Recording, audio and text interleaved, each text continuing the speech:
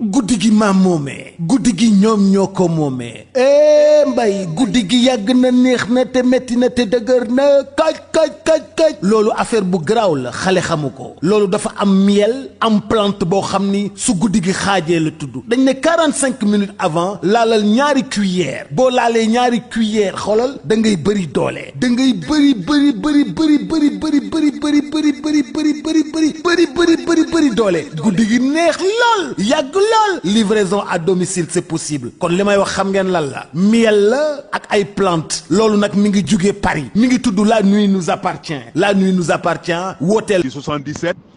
751 59 59 ñi ngi bàyyeekoo Sacré-Cœur 3 ñu livré la ko yée guddi gi day neex lool.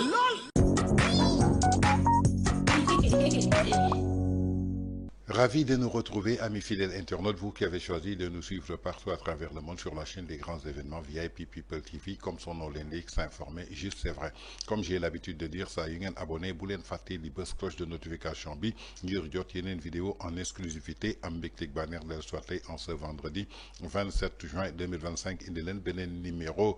actu du jour xool li gën a fës ci xibaar ci bés bi tey ñu dal di koy saytu tataan ko segg ko faram fàcce ko indi ko wisaar leen ko fii sur la chaîne des grands événements VIP People TV fi ñu koy tàmbale en ce vendredi 27 juin 2025 dañuy dem fële ca conseil supérieur de la magistrature ginnaaw nag bi nga xamante ni daal nemmeeku nañ fa daal benn chamboulement bu bëri jëmale ko daal ci wàllu li nga xamante ni ñooy liggéey ci wàllu justice ginnaaw loolu foofa ca pôle judiciaire financier ginnaaw bi ñu leen tabbee ci fukki weer génnee nañ fa daal fukki juge yoo xamante ni daal mujj nañ leen remplacer.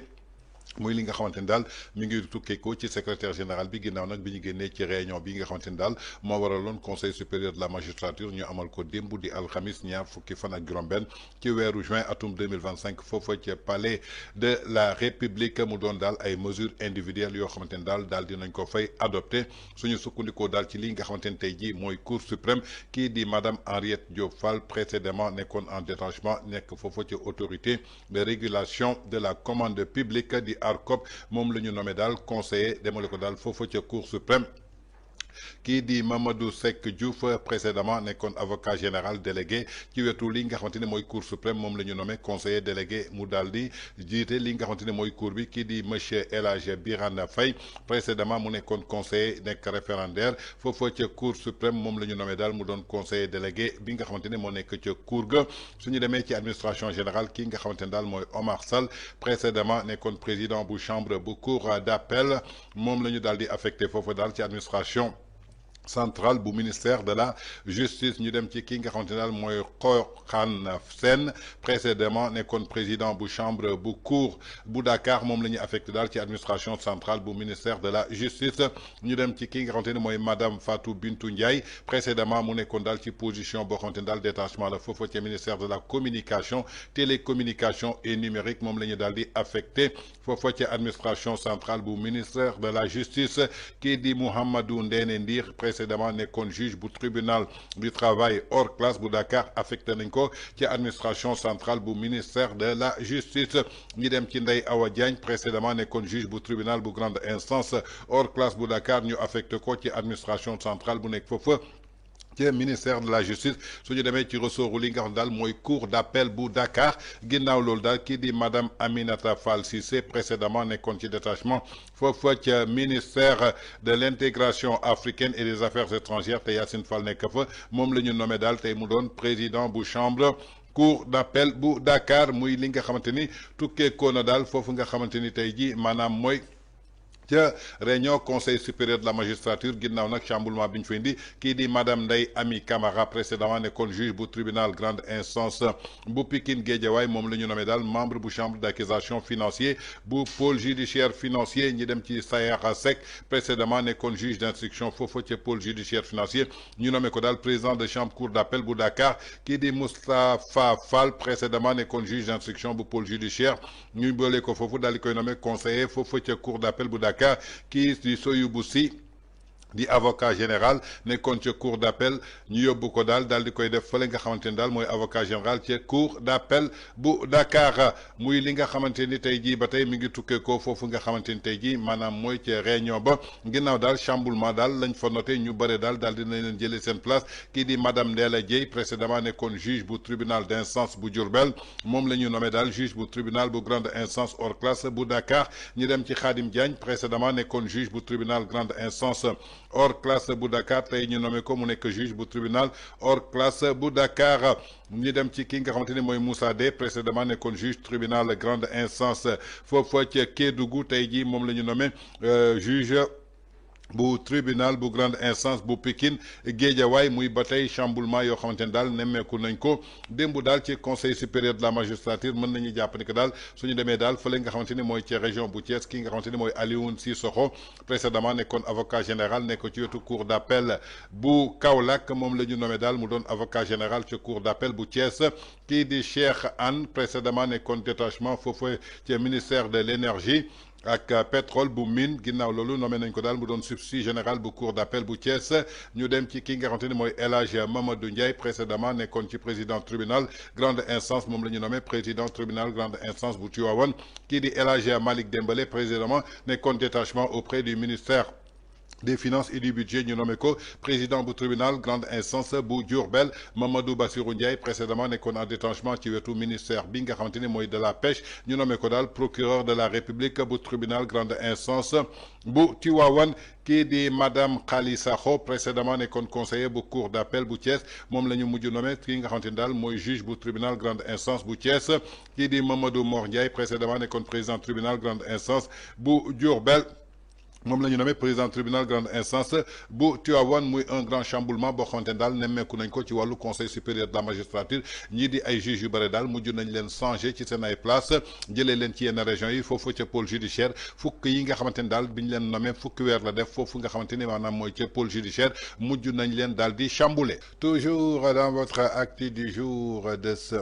27 juin 2025 sur VIP People TV suñ fa jegee dañuy dem ci wàllu këru taskatu xibaar muy maison de la presse yi nga xamante ni depuis que l'arrivée de ce nouveau régime ñu ngi dund daal ay jafe-jafe yu métti jëmale ko daal ci crise économique bu profonde boo xamante ni daal jamono ji laal na këru taskatu xibaar yi jëmale ko daal ci tey ji li nga xamante ni mooy seen liberté de presse boo xamante ni daal jamono ji dañ ko daal di bafoué ba nga xamante ni képp ku wax sa xalaat daal ñu jàpp la yóbbu la caabi féete la ginnaaw ci biir loolu nag ki nga xamante ni mooy Ibou Fall nekk chroniqueur foofu ca iRadio bi mu jàkkaarloo ki nga xamante ni daal mooy Boubacar Diallo indi na ci daal ay révélation yu doy waar lu waral tey ji presse bi daal di sóox ginnaaw nag bi nga xamante ne moom lañ jàppee woon quatrième pouvoir mu ngi déglu ji Ibou Fall dellu soit amul période bu presse bi traversé wul des moments difficiles. ah oui ah oui chaque régime a ses moutons noirs nguur goo gis daal am na nu mu tëj na fi ay journalistes mais moi je dis et je répète le problème de la presse il est économique. Oups. D'abord. Ah oui il est surtout économique ñun waroon nañu mën autonome. ba nga xam ne nguur gu ñëw. soo ñu xoolee xam ne ñii ay ponkal lañu. ah. duñ la gaaw a tapas mais malheureusement on s'est fragilisé. Et on le paye cher ah. Voilà. Oui, mais même Boudou Lolo, ça a toujours été oui, non, mais difficile pour la presse. Quand tu fais ton métier, donc tu assumer. Non, wow, et puis tu sais, Boups, chaque coup qui n'est que n'y a fait ce métier. gis nga Boups bale mbedd sax bu am ful la soo moytul ay tribunal moo la ciy fekk parce que da ngay bale fi ne fii kenn du ko fi tilmal parce que maa ko fi bale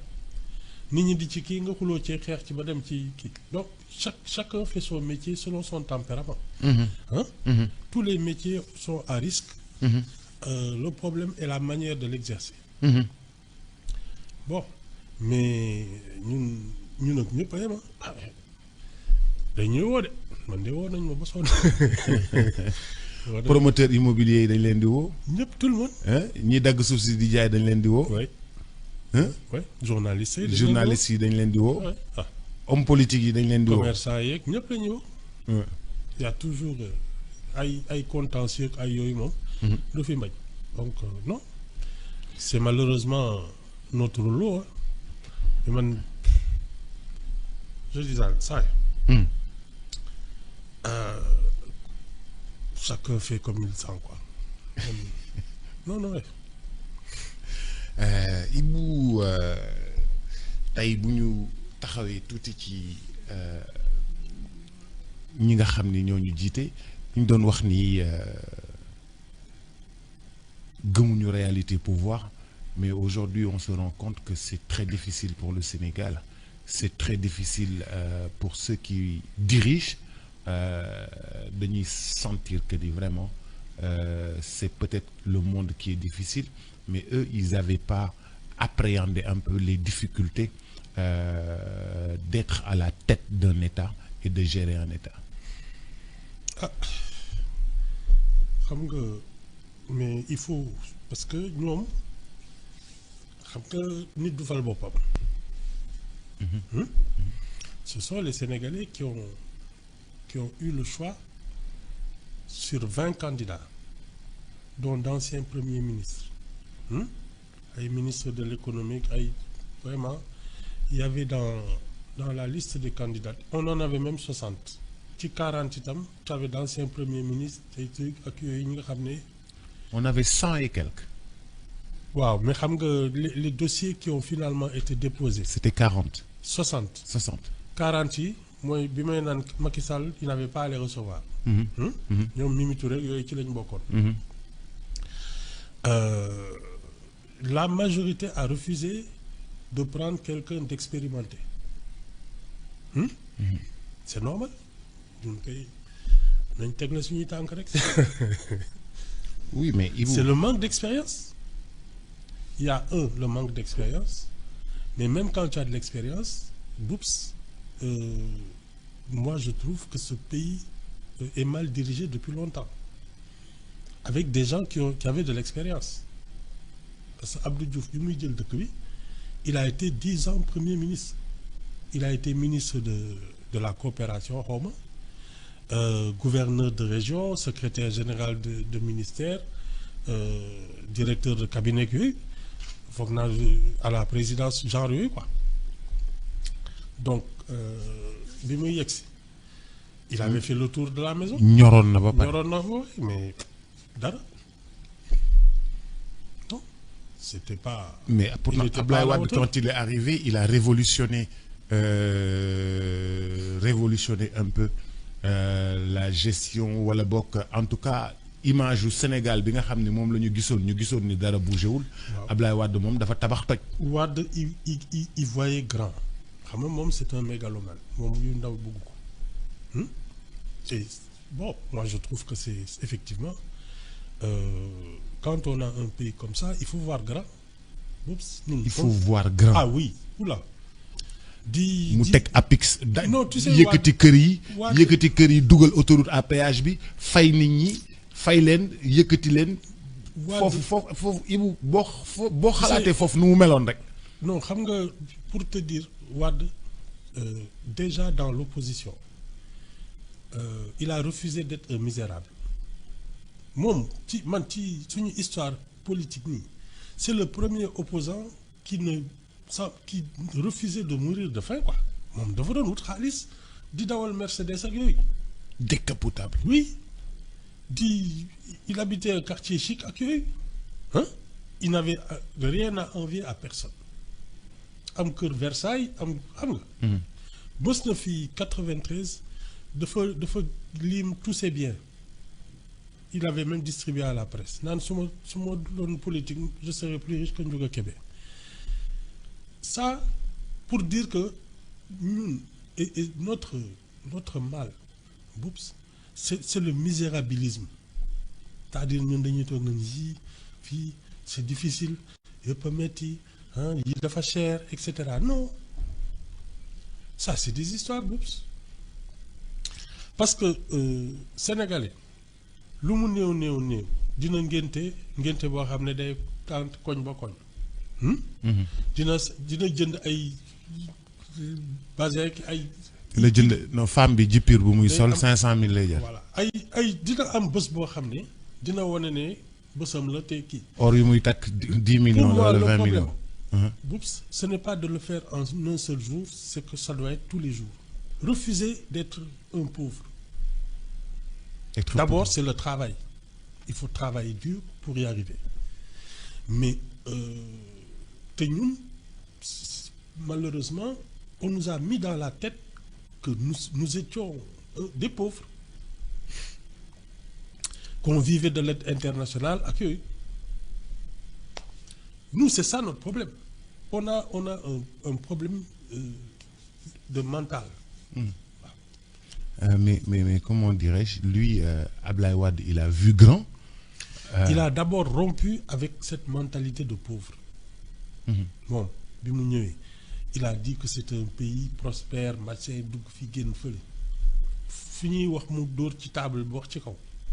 il ne développait aucun complexe devant personne. D'ailleurs, interviewé, il venait de sortir un livre là sur l'économétrie. Les journalistes français qui le présentaient, c'est le chef d'État le plus diplômé de la planète. Il faut accepter de faire partie des grands.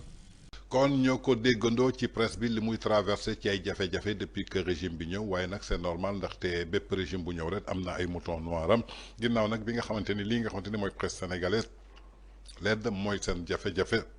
mooy presse bi ci boppam ñoom ñoo waroon autonome nga xamante ni du ñu am benn dépendance financière jëmale ko ci régime bi nga xamante ni mooy toog su ko defoon yaakaar naa ni tey jii bépp régime bu ñëw rek da nga leen di jox gëdd jox leen bopp jox leen nopp ndaxte ñoom dépendre ñu ci kenn waaye dañuy dem nag ba nga xamante ni Sénégal tey jii presse bi dafa dépendre ci ay convention dépendre ci ay aide de la presse ndaxte lii nga xamante ni tey jii mooy ay revenus yoo xamante ni mi ngi jógee ci wàllu publicité loolu rek moo mën a dundal ay këru taskatu xibaar tey jii nag moo tax bépp régime bu ñëw rek dafay jàpp presse am daal di koy asphyxier soit nga def li mu bëgg deful lu mu bëgg nga dund ay jafe-jafe donc loolu ko indi te tey jii nag loolu lu ko indi du dara lu dul tey jii sénégalais yi nga xamante ni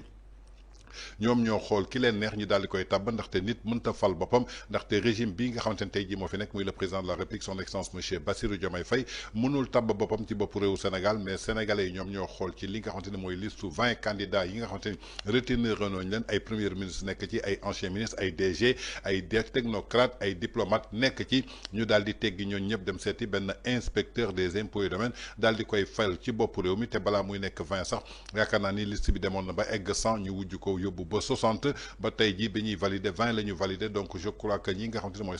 54,28% ñoom ñoo def seen choix jëmale ko ci tey jii li nga xamante ni muy ay jafe-jafe yoo xamante ni dafa profonde jëmale ko daal ci wàllu koom-koom alors que réew soo koy dénk da nga koy dénk ki nga xamante ni tey jii maîtriser na lan mooy état ndaxte état dafa doon loo xamante ni tey jii lépp lu ci nekk tey jii da nga ko war a xam ndaxte ñoom démb dañu taxawoon ne gëmuñu les réalités de l' état mais tey jii ba ñuy egsee ci état yaakaar naa ni mujj nañu gëm les réalités de l' état ndaxte état dafa am réalité opposition am réalité nekk opposition warul tax nga bëgg a ñàkk gëm li nga xamante ni jotagoo ko da ngay xaar ba jot ko soog a am loo wax waaye ginnaaw bi nga xamante ni ñëw nañu ci bopp réewu Sénégal xam nañu lan mooy réalité état te ci tey jii ci réalité état boobu la ñu sukkandiku li ko waral nag mooy bi ñu nekkee ci opposition dañu ne woon gëmuñu ko ndaxte préparé wuñu ko woon te Olof Ndiaye nee na lu la bett mën la ndaxte ba ñuy egg ci état xamuñu woon luy état moo tax tey jii lépp daal di leen bett moo tax tey jii Sénégal di dund ay crise yu profonde toujours dans votre actu du jour de ce 27 juin 2025 sur VIP People TV suñu jógee ci chronique wu Ibou Fall bu i-radio dañuy dem seeti ji l'ancien premier ministre du régime du président Macky Sall Amadou Ba nekkoon candidat coalition Benno Bokk Yaakaar jëloon deuxième ci élection présidentielle yi bokkoon ci 19 candidats yi nga xamante ni sénégalais yi mënoon nañ leen tabb xool kan mooy jiite réew bi ginnaaw nag li nga xamante ni tey jii Sénégal mi ngi koy dund avec l'actuel régime du président de la République son excellence monsieur Bassirou Diomaye Faye et de son premier ministre yaakaar naa ni c'était prévisible ci ku xam état ndaxte Amadou Ba dànkaafu woon na leen depuis que ñu egsi au pouvoir xamoon na situation bi tey jii dina gën a difficile dina gën a compliqué dina gën a bëri ay jafe-jafe lu ko waral parce que tey jii ci ñoom lu ñu foogoon loolu mooy doxal état loolu doxalul état ndaxte foogoon nañu FMI ak Banque mondiale ñooy doxal Sénégal alors que ñooñu doxaluñu Sénégal suñ koy doxal tamit ci beneen anam la woon te anam boo xamante ni comprendre luñu ko day revenir toujours à la question bi nga xamante ni dañu ne woon gëmuñu lan mooy les réalités de l' état tey jii les réalités de l' état daal leen dab nañu déglu ji la réaction de Amadou Ba ancien premier ministre du régime du président Macky Sall candidat coalition Benno Bokk Yaakaar deuxième aux élections présidentielles de 2024. Est-ce que effectivement sénégalais yi doivent s'attendre à des lendemains difficiles? la situation est difficile dëgg-dëgg en fait junj naa ko léegi ci wax ji xam nga bari na looy gis tey mi ngi commencé démb peut-être da dul feeñ ñi ngi ko war a feeñ ni mu war a feeñ dafa mel ni yenn feebar yi bu nekkee ci nit buy génn day fekk mu toll ci tolluwaay boo xam ne grave na ci misaal la situation bi elle est difficile comme partout ailleurs comme gestion finance publique musul yomb te du fi yomb mukk ça c'est ça la vérité maintenant yi nga boole yëpp àndul malheureusement bu ñu ko waxee day mel ni lépp benn la mais fi muy àndee fu sori la boo jëlee sunu diggante ak FMI ça se passait bien gouvernement bi ma nekkoon amoon ay accord ak FMI di leen jox xaalis mais du xaalis bi rek am importance non contrairement ak li nit ñi di xalaat ak li nit ñi di jàpp taxawaayu FMI du loolu man nekk naa ministre des finances accord bi ma amoon ak FMI daawuñu jox xaalis man mosuñu ma jox 1 franc durant tout le temps ma fi nekkee ki ma jiitu nekk na fi 18 mois FMI jox ko dara Abdoulaye Diop nekk na fi fukki at FMI jox ko dara ci juróomi at yu mujj yi donc programme bi ñu amoon ak FMI c'était un programme sans décaissement sauf que FMI dafay taaral li nga doon mu tax nga mën a am feneen ak feneen ak feneen bu la FMI ne dogoon ak yow jàppal ni institution multilatérale yëpp dañuy dog ak yow duñ la jox wala buñ lay joxe ci anam yu jafe-jafe lañ la koy joxe ay Union européenne Banque mondiale BAD BID même les banques privées boo demee ci ñoom di leb dañuy xool lan la FMI xalaat ci yow banque privée c'est-à-dire boo demee ci banque yu mag yi bëgguma fi tudd banque parce que day mel ni publicité mais je parle des banques internationales boo fa demee di leb dañuy xool li FMI wax ci yow am na foo xam ne bu fa bor bi tolloo dañuy bind FMI wala ñu ne ministre des finances bindal ma attestation de non dépassement du plafond d'endettement c'est-à-dire ministre des finances dafay bind wane ni la ko assemblée natal mi ngi ci biir ba tey mais loolu ci FMI lay dem kon FMI am na beneen rôle boo xam ni mi ngi koy jouer partenariat la mais cër boobu la ñu am ci adduna bi donc du Sénégal moom mooy soppi ni adduna bi di gisee FMI amuñu kàttan boobu amuñu doole boobu il faut que ñu ànd ak ñoom maintenant am ak ñoom benn partenariat sunu gouvernement ñoom ñoo ñëw am ak ñoom accord et c'est là où day am ay problème réew dafay inscrire ci continuité man sama gouvernement amoon nañu accord ak FMI ci ñetti at ñii biñ ñëwee bees amoon nañu sañ-sañ ne ñun kat dañuy xoolaat accord bi amoon nañu sañ-sañ boobu FMI mi ngi doon xaar loolu defuñu ko dañoo ne FMI li ngeen amoon ak gouvernement bi ànd nañ ci ok FMI ne leen d'accord kon ñu continuer FMI rafetlu ko ñoom ñu rafetlu ko kon la Sénégal waroon am ci FMI war ko am ci yeneen partenaires yi da doon yomb ñu dem ba ci biir gouvernement bi ne leen ah man kat la ma leen waxoon nekkul loolu la leen gouvernement bi wax la ma leen waxoon nekkul FMI ne leen d'accord kon man maa ngi xaar ki nga xam ni war naa wax ma gëm kooku wax kooku mooy Cour des comptes donc FMI mi ngi xaar Cour des comptes mais même bu dul woon Cour des comptes FMI dafa am na muy doxee c'est-à-dire ñun Sénégal suñu diggante ak FMI seen conseil d'administration yëpp pour yi nga xam ne moom la ñuy wax ci Sénégal en général ñaari yoon lay am ci at bi juin ak décembre parce que FMI réewu àdduna bi yëpp lay programmer ku ci nekk mu am période bi ñu la jox kon man xalaat njortu woon naa ni bu ñu dogee accord bi il faut que ñu négocier après bu at bi taxawee bu ñu négocier peut-être dinañ pare mars avril même bu ñu paree loolu procédure interne FMI yi il faut que ñu dem ba juin kon fii ak juin effectivement accord bi gelé nañ ko FMI li ñu waroon jox du ñu ko jox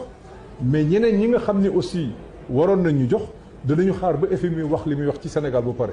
donc c'est naturellement situation la boo xam ni Sénégal mën na ci dund ay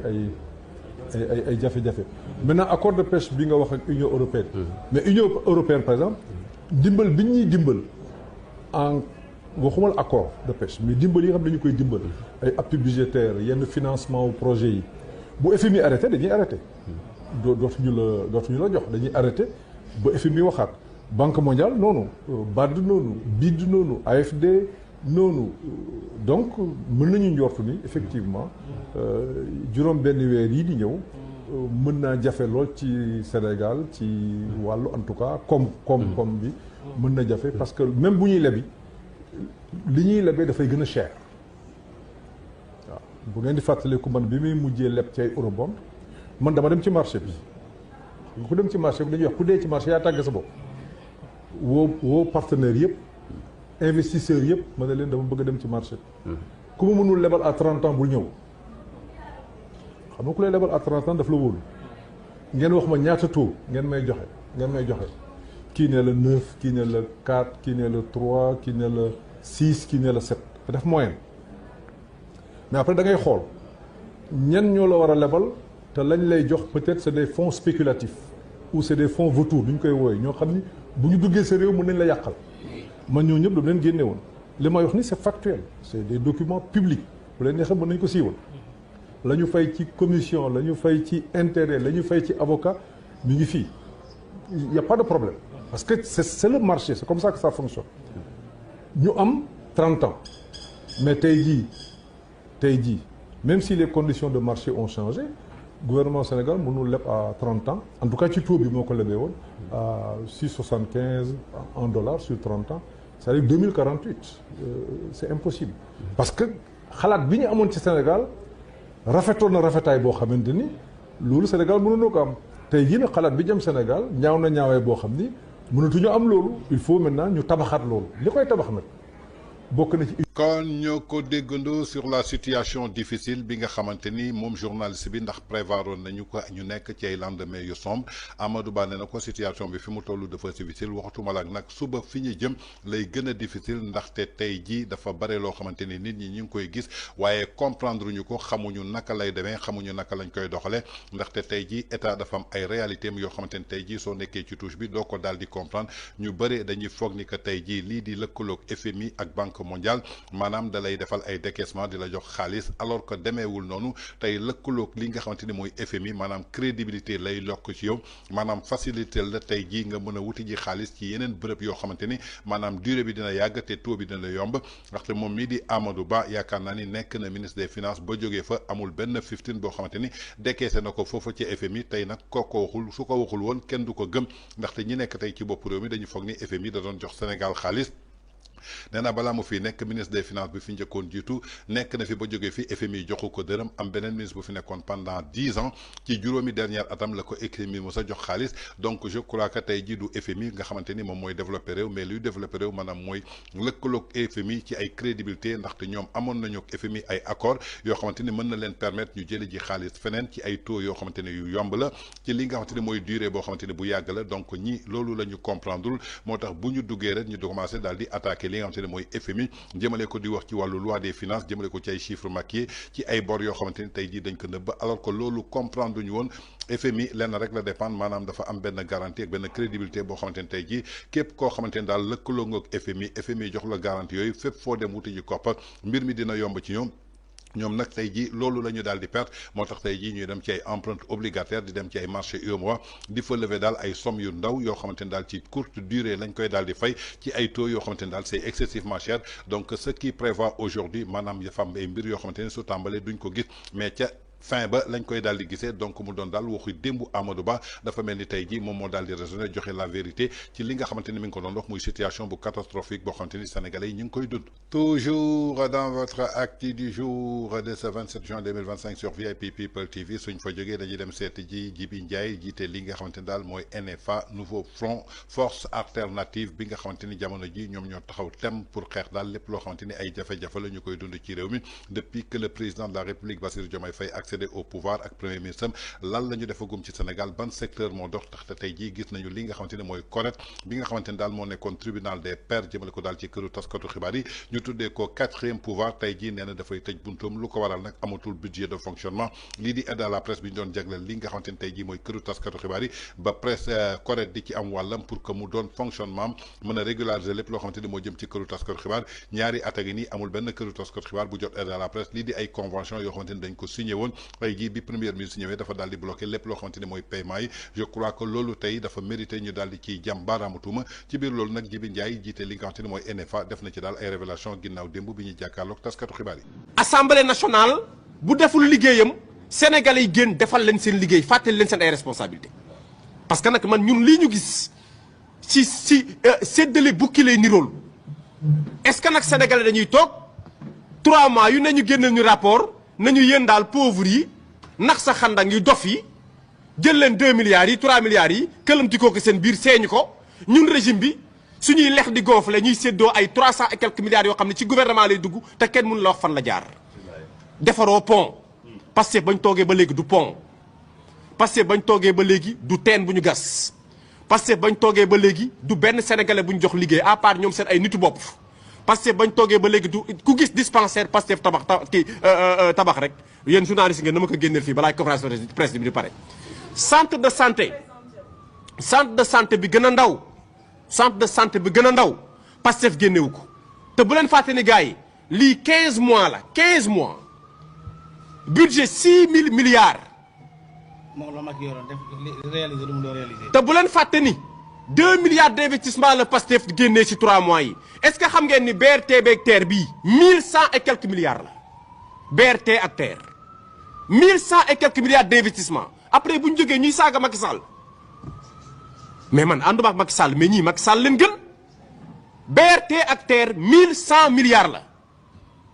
Pastef toog naan ni man sama investissement 2 milliards la ñii ñoo ñàkk jom non franchement ñii ñoo ñàkk jom lii est-ce que bokk na ci yërmande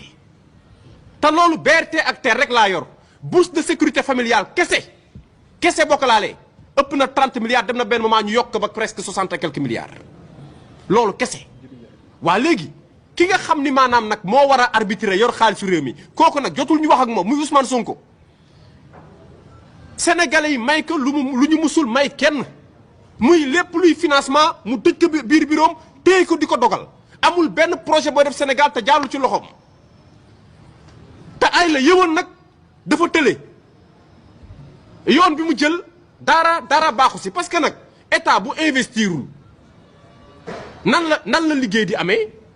liggéey bu amul nan la croissance di amee croissance bu amul nan la consommation di amee consommation bu amul nan la secteur yi di mën a développé woo entreprise ak jaaykat nan la ñuy amee loolu yëpp chaîne la moo tax man bu ma déggee ñi di wax ci rapport bi dama xamul yéen ban rapport ngeen doon xaar man sénégalais laa xamul yéen ban rapport ngeen doon xaar mais fii yàlla li nga liggéey la lay fay gouvernement bi da ngeen gis ñu liggéey ñii ba ñu toogee ba léegi lan ngeen gis benn secteur moo fi dox muy justice procureur Ndoye woote tëj kese moo fi dox ak pôle judiciaire financier yooyu doo nga fi dox wax leen ma fan moo am satisfaction yéen presse bi yéen a ngi nii dégg ngeen correct amatuñ sax lu ñu fayee seen logement correct lu toll na correct ba ma gisee seen communiqué bi sànq sama yaram dafa simmeeku ña fay liggéeyee sax amatuñ lu leen fay personnel bi ñaata la waa ji wax xaw ma 12 mois xaw ma ñaata mois d'arriéré de salaire 14 mois d'arriéré de salaire réew moomu nit taxaw fi naan ñu réew mi ngi dox waay bu ñu nax suñu bopp réew mi doxul bu ñu nax suñu bopp réew mi doxul te incha allahu lii ma gis bu dañulee situation bi dama ne la sénégalais daañu ko gën di sentir dina gën a métti. kon ñoo ko déggandoo mieux vaut tard que jamais prévenir vaut mieux que guérir ndaxte li ñu gis ci réew mi doy na waar amul benn secteur boo xamante ni dox na lu dul secteur justice muy secteur procureur Ndoye woote cybercriminalité woote DIC su paree placer le garde à vue suñu fa jógee yóbbu la parquet ginnaaw parquet placement mandat de dépôt ñu daal di lay tëj secteur boobu dong moo ci dox nañ ñuy wax nag ban réew moo mës a développé économie jëmale ko daal ci jàpp ay nit di tëj guddeeg bëccëg suba ngoon di bafouer liberté d'expression di bafouer liberté de la presse tey jii lépp loo xamante ni daal dafa nuru wàllu dictature moom lañ fi daal di gis tey nag yaakaar naa ni moom Djibi Ndiaye li mu wax lu toll ni correct tey jii nga xamante ni lu ñu waroon fayee seen logement seen ay formation seen ay séminaire taxaw tey jii def li nga xamante ni tey jii mooy seen budget de fonctionnement amatuñu ko ñaari at ngay xëy ay père de famille war a fay seen ay charge fay seen lépp état bi daal di bloqué lépp daal di koy teg ci suuf ngir lan parce que presse boobu xëy na arrangé wuñu ko mi ngi bëgg a wut ay presse am yoo xamante ni ñoo leen arrangé est-ce que réew day doxee noonu yaakaar naa ni tey jii li suñ ko arrêté wul fa mu jëm du neex ci Sénégal donte mandat bi 5 ans la waaye 5 ans yi su jeexee ki nar a hérité waat li nga xamante ni mooy Sénégal ban anam lay fekkee Sénégal est-ce que kooku du ëpp problème ñi nga xamante ni tey jii ñoo joroon Sénégal en tout cas mu doon les révélations yoo xamante ni kii di Djibi Ndiaye jiite li nga xamante ne mooy nouveau front force alternative daal dina koy yëkkati muy constat boo xamante ni c'est réel ndaxte sànq rek bi nga déggee Ibou Fall li mu njëkk wax jëmale ko ci wàllu li nga xamante ne mooy situation catastrophique boo xamante ni këru taskatu xibaar yi ñu ngi koy dund léegi-léegi dégg nañ ko ci Amadou Ba aussi bi mu ko prévoir yaakaar naa ni lu ñuy wax toujours gouverner c'est prévoir est-ce que ñoom prévoir nañ ko mooy li ñuy wax toujours rek nekk si opposition ne gëmuma les réalités de l'état dafa fekk nekk goo ci état ndaxte soo ñëwee ci état da nga war a sukkandiku ci réalités yi ndaxte soo demee ci dëkk fekk ñëpp solu ñu yére yow soo ñëwee nga ne da nga fay sol yére damay naan lu yàqu yow toujours dans votre acte du jour de ce 27 juin 2025 sur VIP People TV suñu jógee ci Djibi Ndiaye dañuy seeti ji beneen activiste bokk ci projet pro Pastef muy Ousmane Tounkara nekk ci New York ginnaaw nag moom mi nga xamante ni xeex nag ñoom lu ëpp juróomi at ci ginnaaw projet bi ci réseaux sociaux yi pour que ñoom ñu accéder au pouvoir daal di xeex régime au président Macky Sall ginnaaw bi mu fi nekkee ci biir loolu nag ndagam Ousmane Tounkara ci boppam bokk ci ñoom jóge leen di wéccoog ñoom xalaat moo mën a def constat xamal leen que daal yéen ñii su dee da ngeen yaakaar ni que Sénégal 2050 ngeen koy yore deuxième mandat ci boppam naru leen ko am ndaxte 2029 su ngeen fi tollee du ngeen am benn bilan bi ngeen teg ci loxo sénégalais yi su boobaa dinañ leen dégager ci pouvoir bi nañu déglu ji les révélations choquantes de Ousmane Tounkara. deuxième mandat du am de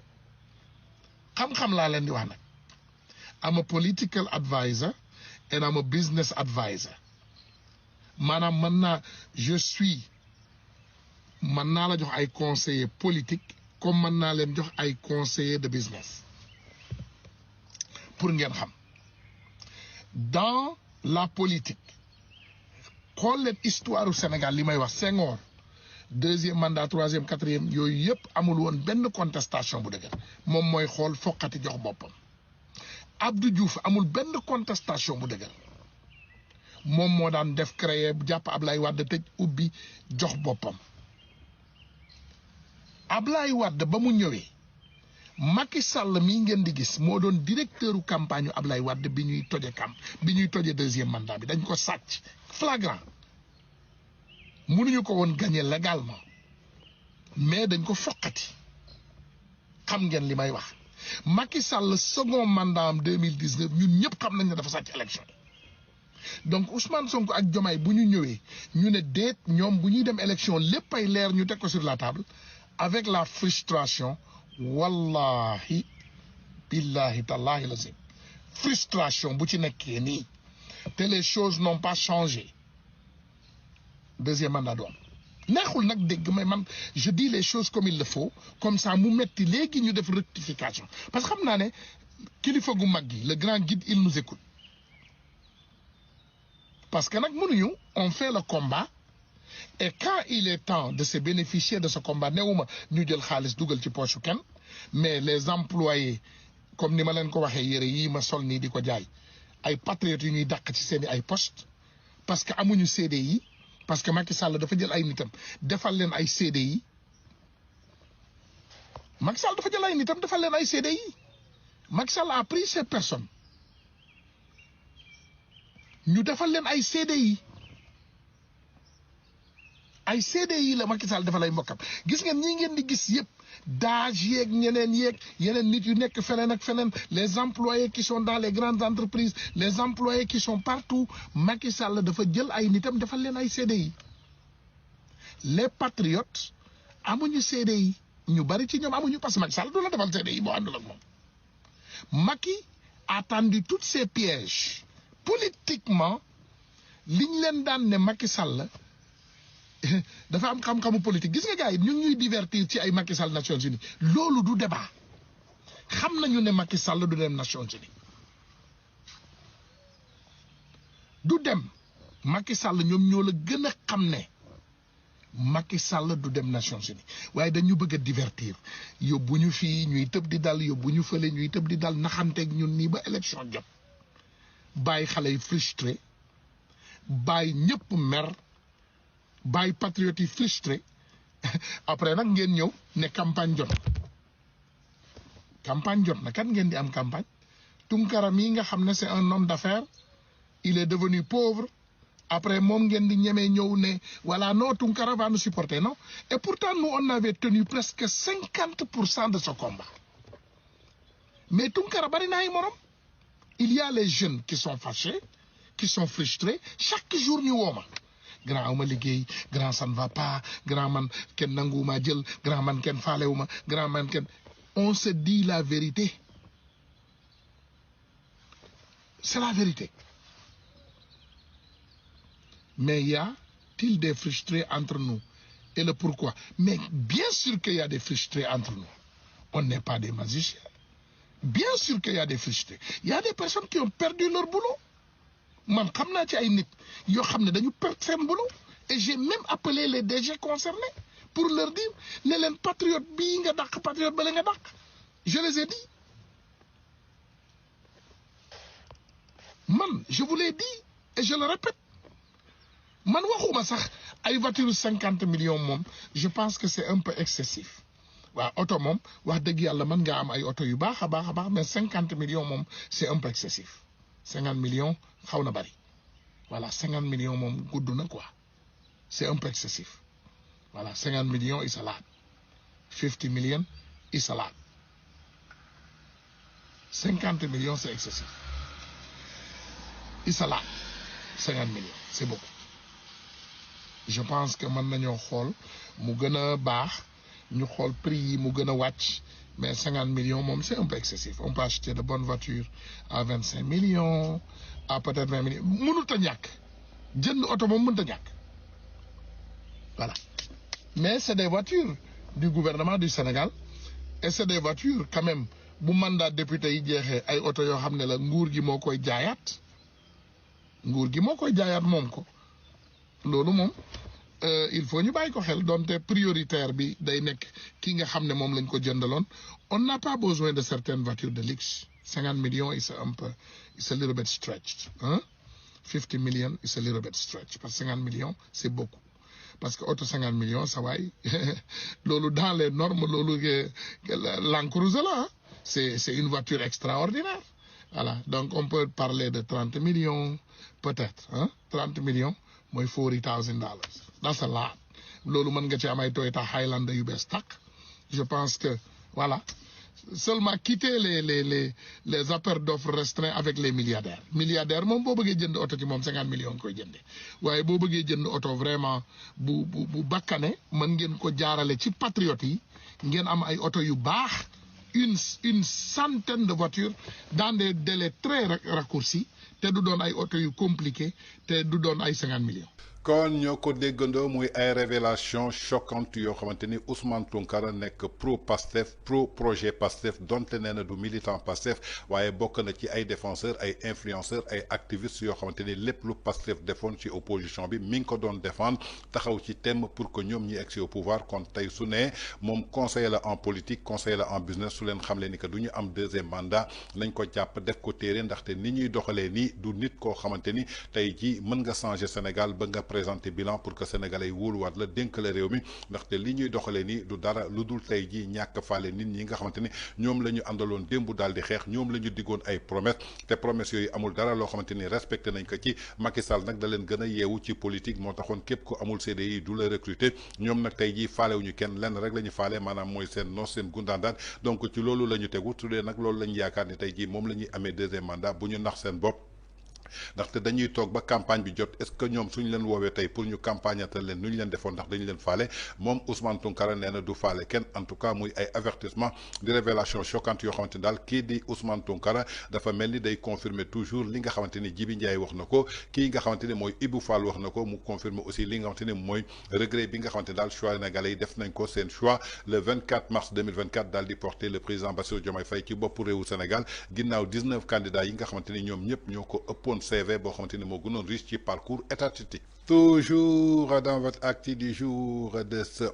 27 juin 2025 sur VIP People TV suñu jógee ci activiste boobu di Ousmane Tounkara dañuy seeti ji beneen sympathisant di kii nga xamante ni dafa gëmoon lool projet Pastef yëkkati woon fi ay saaga ndey saaga képp koo xamante ni gëmoo lii nga xamante ni mooy projet Pastef saaga képp koo xamante ni da nga bëgg a doxu ñaxtu xamal ni que daal Sénégal jamono ji royaume la kii nga xamante ni mooy premier ministre maanaam mooy roi bi kii di président bi mooy prince donc ñoom dañuy def lu leen neex fii ba 2050 dictature la ñuy imposer dafa mel ni moom moo dellu soit tey pour ki nga xamante ni mooy El Malick Ndiaye di président de l'Assemblée nationale bi nga xamante daal taxaw na temm ne dafay jëndal ay député am oto jamono ji nga xamante ni Sénégal mi ngi plongé wu daal ci benn crise économique benn sombre théorie boo xamante ni ay ji kenn xamul fan la ñu jëm moom docteur Diallo dafa mel ni daal ku mer ba futtu jëmale ko daal ci président Assemblée nationale di El Malick Ndiaye nañ ko déglu ji dellu soit député amul valeur oto 50 millions je suis désolé ministre de la République amul valeur auto 50 millions bay député di am valeur auto 50 millions je suis désolé et puis ma dégg mu naan parce qu'il y avait indemnité 900 000 pourquoi indemnité 900 000 ngeen koy jox député pour déplacement 30 000 par jour ñoom ñooy kan avec son salaire en plus et puis 1000 litres d'essence pour lan li tàppale la li mooy rupture. Je suis désolé El Malick je suis désolé amoo ci benn droit je suis désolé nee nga nag j'assume comme naan yaa tey du sa alal de suñu alal la El Malick fi nga toog ñu ñoo lay fay attention nag doo leen fal de dañ leen bëgg de on vous supporte mais pas ci ay caaxaan ci dëgg ëpp la ñu fulla ëpp la ñu fayda gën nañu ndey gën nañu bàyyi kooku moom na leer seen bopp te bu fi kenn jéem a bew suñu kanam nag. kon ñoo ko déggandoo muy kàddu boo xamante ni ñi bokkoon ci projet Pastef ci boppam ñoom ñoo commencé découragé ñoom ñoo commencé am déception ñoom ñoo commencé am njàqare ak tiis ci ñi nga xamante ni ñoom lañ doon xeexal ba ñu teg leen ci bopp réewu Sénégal ak liñ leen digoon li taxoon tey jii ñu gëm leen jëmale ko ci wàllu rupture ginnaaw nag El Malick Ndiaye bu mu soulevé benn polémique ci jëndum oto yi nga xamante ni bëgg nañ ko jëndal ay député à hauteur de 8 milliards de francs CFA oto bu nekk 50 millions jëmale ko daal ci 165 députés ginnaaw moom ci boppam ne woon nañu ki démb mënuñu soppeegum réew mi fii ak juróomi at ndaxte matt bi ñu waroon taalee añ dafa tooy moom docteur Diallo nee na ministre de la République amul valeur u oto 50 millions waxatumal ak nag li nga xamante ni tey jii mooy député muy xalaatu ki nga xamante ni mooy docteur Diallo du sama xalaat je fais que répéter ces mots et ces propos tey jii mi ngi bëgg a xamal ni que daal su dee rupture lañ doon woote gisuñu rupture ndaxte moom El Malick Ndiaye yaakaar naa ni moo fi taxawoon ne carrément député yu ñuy jëndal oto jëmale ko ci régime u président Macky Sall du yoon ndaxte député buy fayee ko salaire loo xamante ni mi ngi commencé 1 300 000 ñi lay jox indemnité de transport à 900 000 francs plus sa salaire chaque jour 30 000 francs est ce que yaa ngi doxal askan bi est ce que yaa ngi defal au nom de quoi est ce que loolu moo taxoon ñuy woote rupture est ce que loolu moo taxoon tey jii ñu choisir leen teg leen ci bopp réew mi teguñu ko fen ba taxaw mu daal di taxaw ne dafay assumer mel ni xaalisom lay jël di ko jëndalee ay député ay oto ndax xam ne xaalis boobu muy jëndalee député oto du xaalisam xaalisu doomu Sénégal la xaalisu askan bi la donc warul taxaw yor benn arrogance boo xam te ni da koy yëkkati di ko waxee ci askanu Sénégal ndaxte lii taxul woon tey jii ñu fal leen moom docteur Diallo démb bu muy taxaw di saaga Sénégalais yëpp ngir projet parti Pastef yaakaar naa ni su xamoon Pastef lii lay doxal tey jii du jël risque yooyu waaye comme on dirait toujours seule la vérité finit par triompher nit ku nekk mën nga def lu la neex mais tôt ou tard yàlla dina indi dëgg daal di koy teg suñ kaw.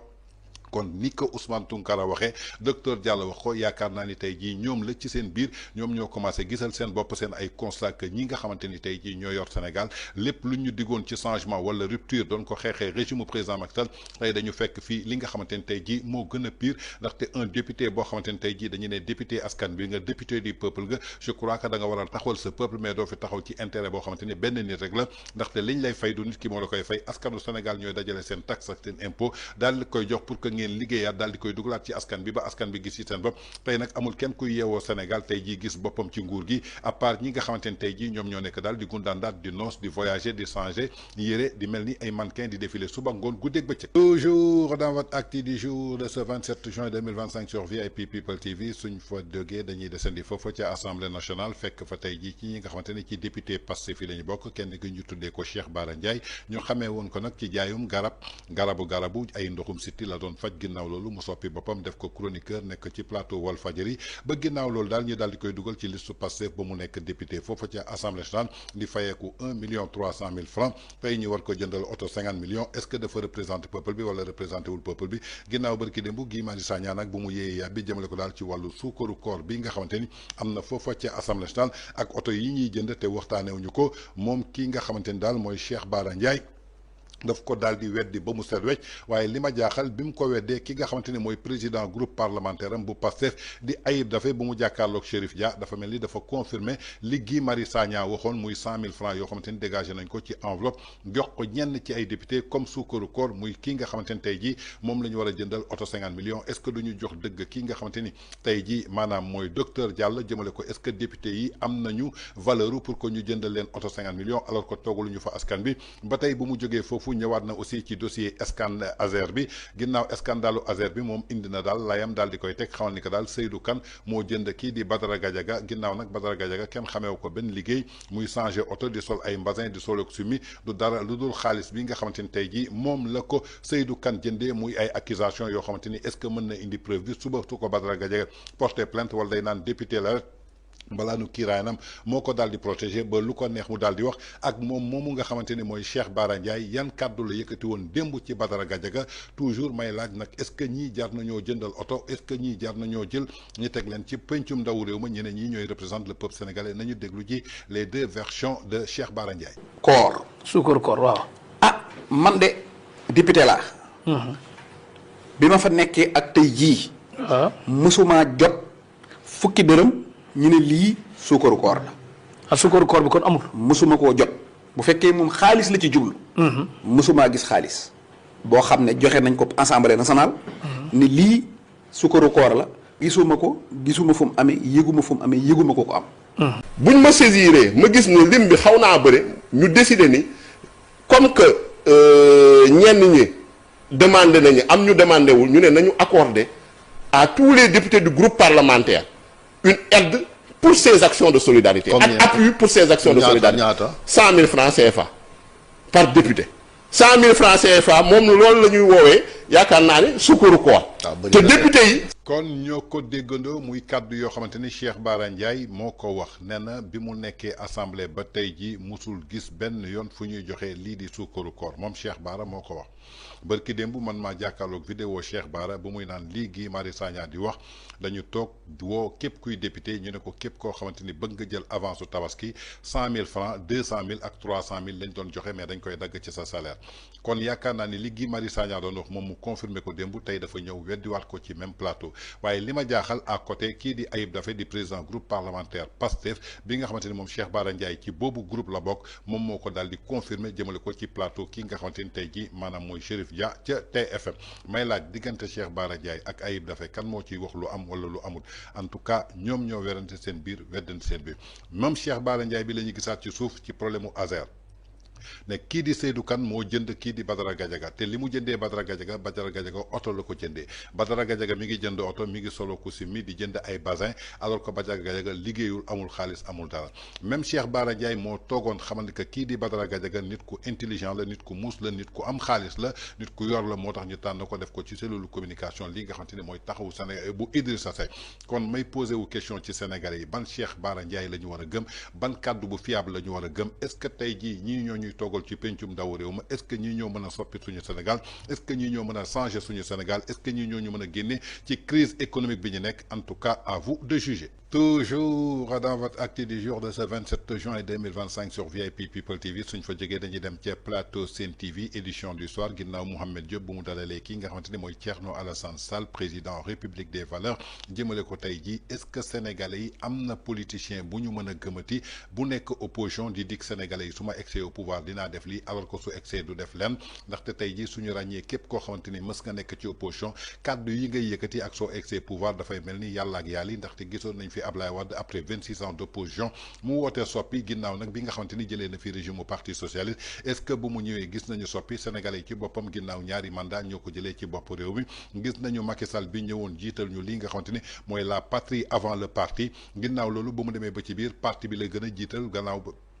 que lii di patrie bi ginnaaw loolu bu mu defee ñaari mandat la ko sénégalais jëlee ci bopp réew mi ñii nga xamante ni dañu woote woon rupture changement total muy régime mu parti Pastef bi ñu egsee ci réew mi dafa mel ni amul benn promesse wala benn engagement boo xamante ni tenir nañ ko tey sénégalais yi kan la ñu war a gëm suba ba mën koy dénk ne kii kaddu yu ma wax sax doy na ma su egsee au pouvoir dina ko respecté en tout cas dina doon jiixi jaaxa ci biir loolu nag kii di Thierno Alassane Sall président parti politique République des valeurs Réewi Ngor en tout cas indi na ci daal ay reeral nañ ko déglu ci dellusiwaat. à quand la ñuy am un leader politique bu nga xam ne lim lay wax ci opposition bi bu ñëwee au pouvoir loolu lay jëfee. man nekk na opposition nekk pouvoir nekk opposition. gis nga marché yi ñuy wax nii ci affaire électrification rurale.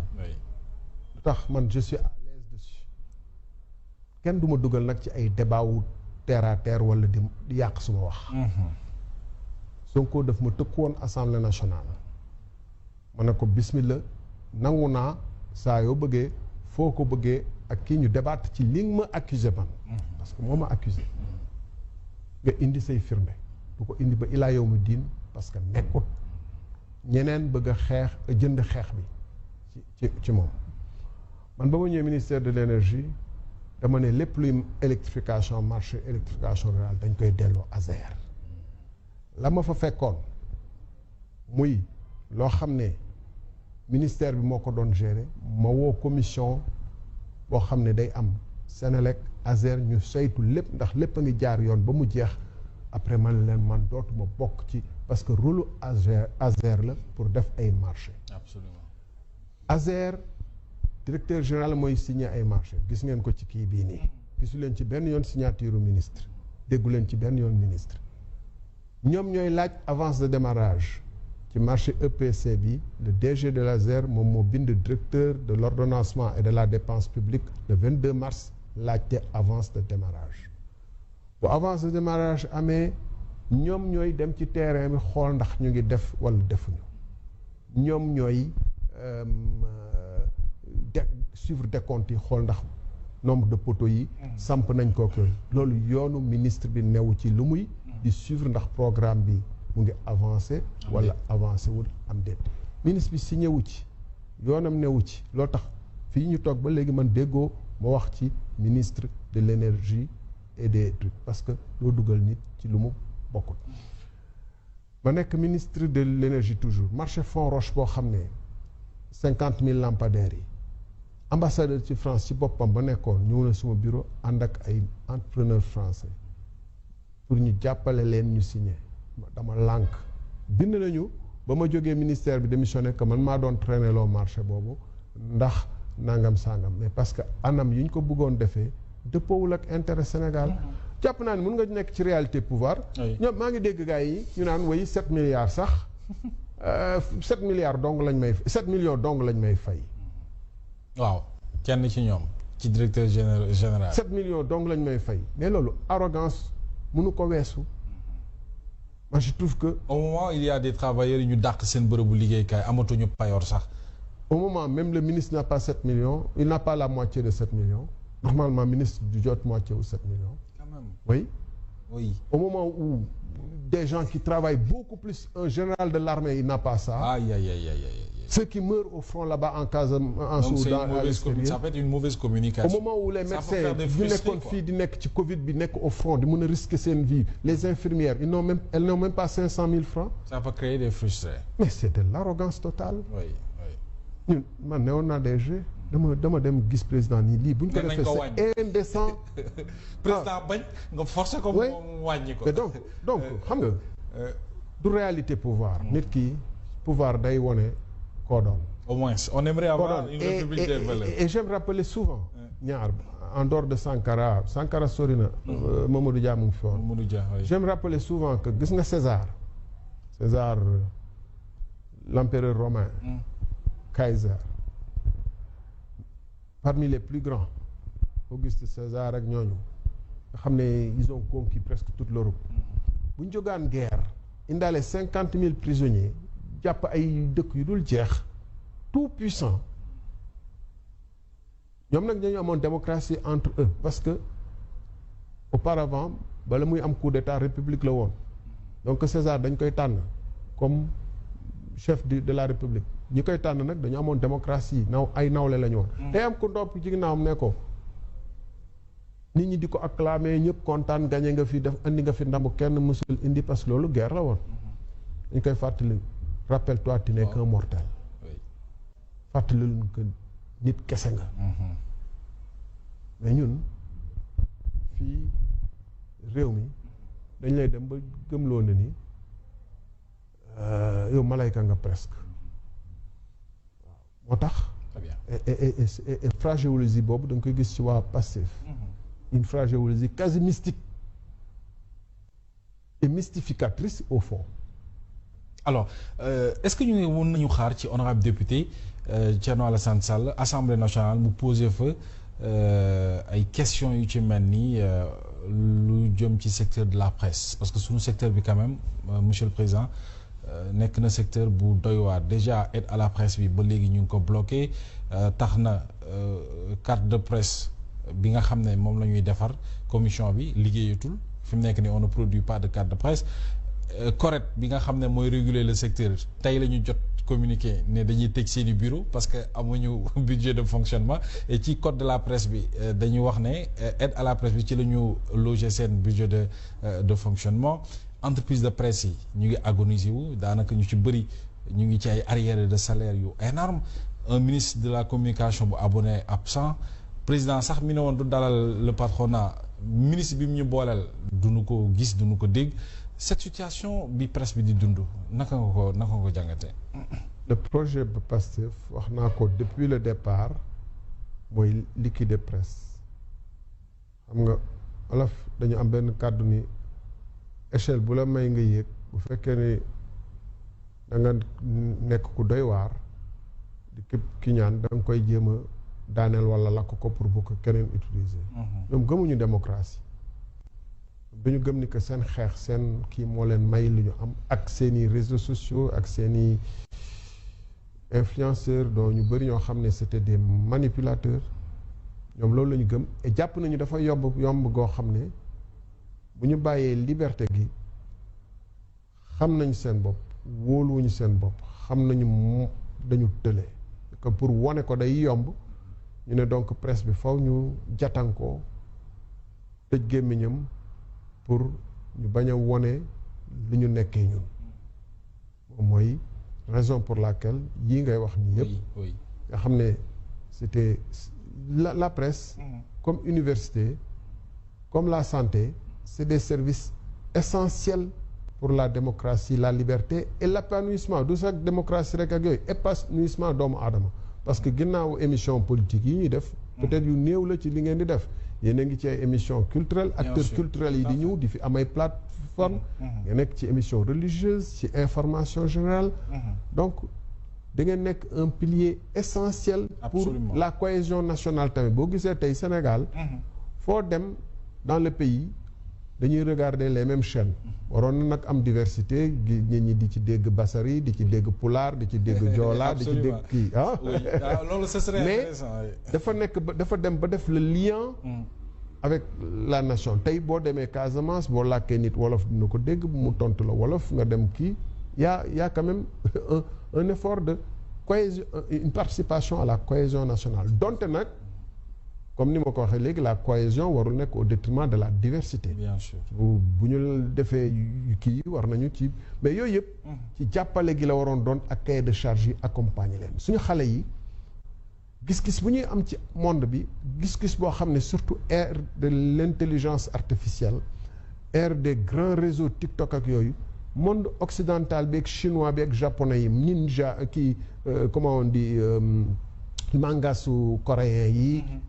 kiiwu chinois yi ak américains yi ñoo ñuy imposer tey façonné sénégalais bi boo xoolee sax sénégalais bu connecté bi am moyen tuuti nekk Dakar Thiès sama kër ak këru keneen moo ci am dafa wuuteeg mbokkam cousin bu keneen ku nekk village bi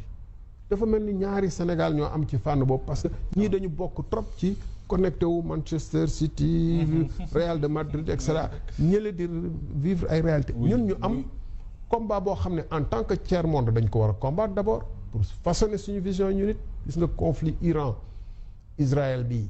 ak yooyu ni ci monde presse occidentale bi taxawee.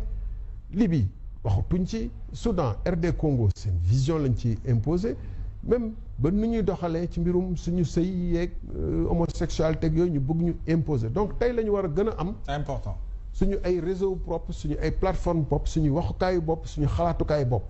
mais bu waa gars yi newee dañuy nërmeel. presse bi mais il faut un coup fatal au pays. absolument pour des raisons purement politiciennes. nga xam ne personnel. doy na waar. En tout cas, merci beaucoup, Président Thierno Alassane Sall. Vraiment, ce fut un plaisir déglu la déjà. Machallah, ndax qualité intervention ak réponse yi ñu am ci satisfaction bu baax a baax et on ose espérer que téléspectateurs yi daañu gindiku ci mboolem seen point yu ñu fi soulever bàyyi la nga tàggatoo. waaw di leen gërëm bu baax bon yow toute l'équipe là ñoom Simon Bougane maa ngi koy jàllale ay nuyoo ñoom nee na Aïcha grand plateau bi nga xam ne ramadan ba ramadan yaa ko ubbi daaw yaa ko ubbi di leen gërëm di leen sant bu baax ci taxawaay bi di ñaan vraiment presse bi gën a yaatu ñu mel ni yéen gën a bëri quoi mais en tout cas sachez que tey jii bokk ngeen ci les rares plateformes yoo xam ne sénégalais yi de tout bord nag parce que man dama leen di suivre seen yenn kii mun naa lim ay ñett lay doon yoo xam ne opposition comme pouvoir de tous côtés dañuy ñëw loolu xam nga foofu ngay jàngatee lu doy waar Bougane mënoon na ni kii sama chaîne la samay nit rek ñoo fi jàll wala yooyu mais demee loolu Youssou Ndour mënoon na wax loolu bien sûr wala ñoom 7TV ga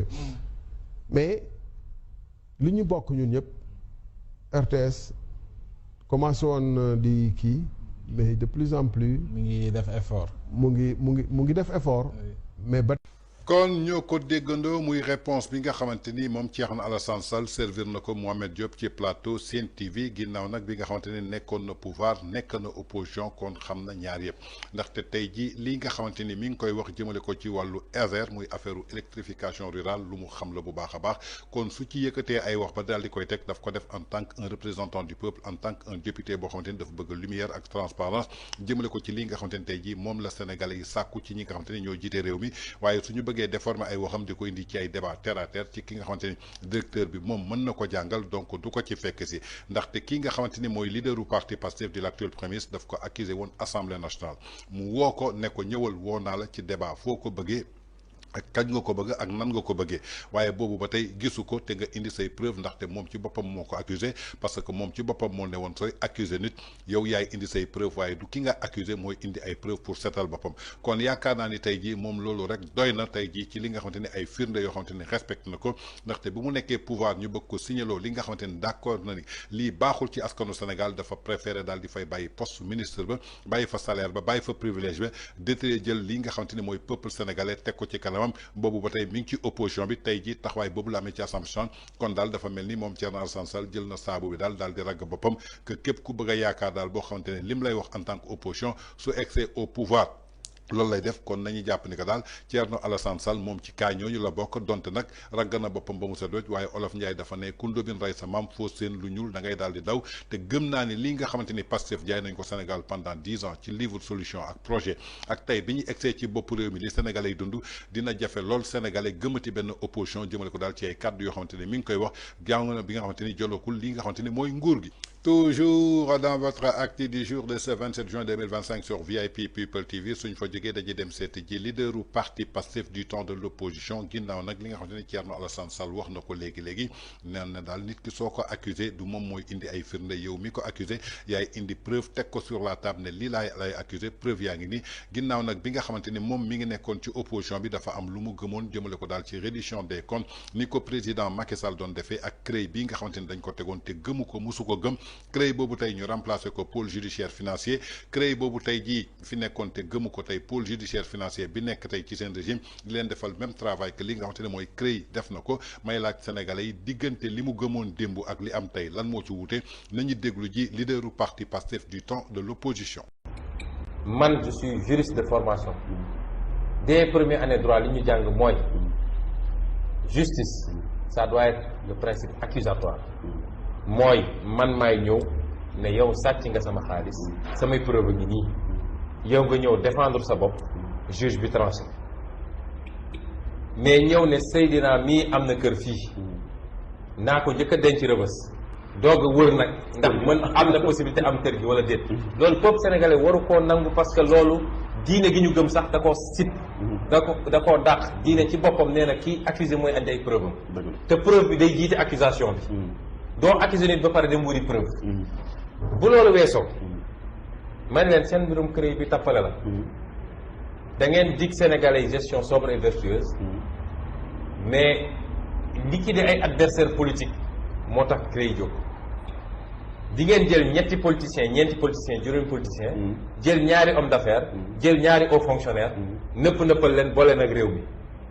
te pourtant yéen ñooñu ñëpp kenn ku ci nekk tey li mu yor suñ ko xayma woon war naa dem CREI kan mooy arrêté liste ñiy dem ci CREI pourquoi 25 la woon de 25 yëpp soo seetee kan moo arrêté liste bi sur benn base dañ ko arrêté et pourquoi benn couleur politique rek la man du ma PDS bokk naa ci ñu xeex PDS par tous les moyens de lutte mais dëgg su jotee dañ koy wax ak non nit je l'ai dit et je l'ai redit ba ci procès Karim Wade j'ai dit d'accord ma kon yaakaar naa ni ñoo ko déggandoo muy kàddu yoo xamante ni leaderu parti Pastef yëkkati woon na ko jamono ju mu nekkee ci opposition boobu egseegul ci pouvoir bi tey nag egsi na ci pouvoir muy premier ministre moom juriste de formation la li mu gëm mooy man mi la accusé ne yow sàcc nga man maay indi samay preuve dem justice ne kii sàcc la ma teg samay preuve justice daal di tranché waaye tey justice warul doon ki nga xamante ni mooy accusé moom loolu la gëmoon tey gis nit yor alal tabax këram nga ne diw sàcc la te amoo ci benn preuve jàpp ko yóbbu ci kaso ba jël ñeenti politiciens yóbbu leen ci kaso ba jël quelques hommes d'affaires tëj leen foofu nga foog ni ko loolu mooy réglé après nga bàyyi liste bi ci def réew du doxee noonu moom la leaderu parti Pastef gëmoon démb may laaj tey ban soppeeku ak ban rupture moo ci am tey ci lu ñu gis Farba Ngom yóbbu nañ ko ci kaso ba tey luñ koy tuumal est-ce que ki ko tuumal indi na preuve yi teg ko juge bi daal di tranché gisaguñu ko Lat Diop tey dañ ko tuumal ne dañ ko corrompre ci juróom-ñetti milliards ki ko tuumal est-ce que yóbbu na ay preuve am teg ko juge bi daal di tranché gisuñu ko Abdou Nguer tey dañ ko toppee diffusion de fausses nouvelles alors que diffusion de fausses nouvelles boobu amul benn sénégalais bu xam lan mooy diffusion de fausse nouvelle bi et pourtant yóbbu nañ ko instruction di wëri ji Abdou Nguer lan la def kon yaakaar naa ni li mu doon wax démb ak li xew tey ci pôle judiciaire financier ak justice nu muy doxee tey amul dara lu ci soppeeku may laaj sénégalais yi nag est-ce que lii jaroon na xeex pendant 10 longues années est-ce que lii jaroon na 86 personnes di ci ñàkk seen bakkan tey jii pour ñoom ñu accéder au pouvoir alors que duñu gis benn changement wala benn rupture donc je crois que Mansour Faye tey ñi ngi koy toppee surfacturation ki ko toppee surfacturation est-ce que du indi ay preuves teg ko sur la table juge bi tranché gisooguñu ko Moustapha Diop ñu ngi koy toppee tey ji ay masques yu mu distribué te gisuñu lii nga xamante ni tey jii maanaam mooy traçabilité ki nga xamante ni moo ko accusé ba yóbbu ko foofu est-ce que teg na ay preuve am gisuñu ko Sophie Gladima bi nga xamante ni luñ koy toppee amul benn yoon boo xamante ni teg na preuve am est-ce que nit teg na ko ba juge bi tranché gisuñu ko est-ce que tey c'est cette justice moom lañ doon réclamer en tant que juriste de formation bi nga xamante ni moom la doonoon tey mu doon chef du gouvernement bi nga xamante ni moo consulté ministre de la justice ginnaaw loolu nag ministre de la justice teg fi kii di procureur de la république tey jii ñu teg fi seen ay juge teg fi seen ay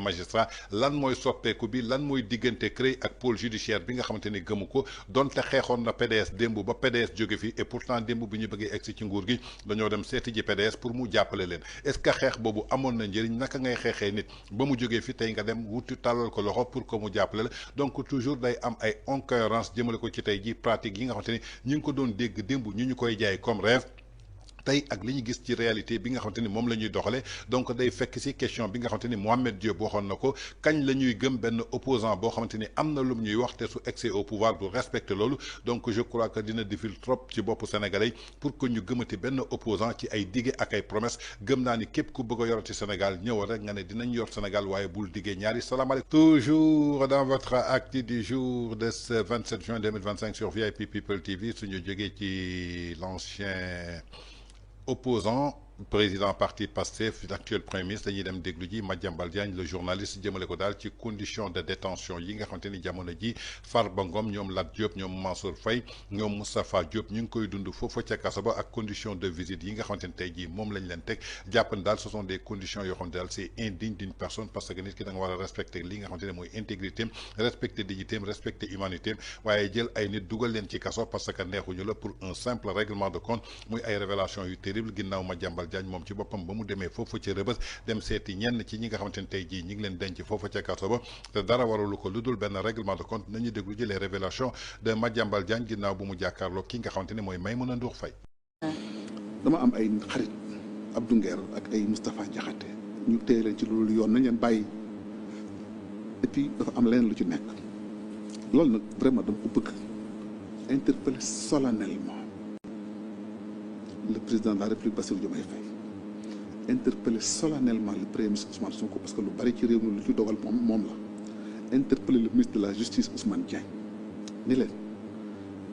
kaso jomput kenn dëgg la ku ne war nga faa mën a dem boo jàddee yoon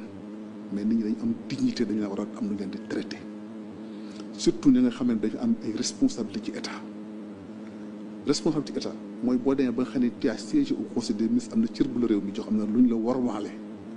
je trouve inacceptable que des anciens ministres soient logés dans des conditions indignes di leen dugal à la chambre 42 avec 40 co-détenus avec des toilettes publiques qui dorment à même le sol. C'est indigne d'un État comme le Sénégal. On doit respecter les droits de ces personnes-là. Et il y a le principe de la présomption d'innocence. Quel que soit, tout criminel a ay droits. te ñoom traité wuñ leen noonu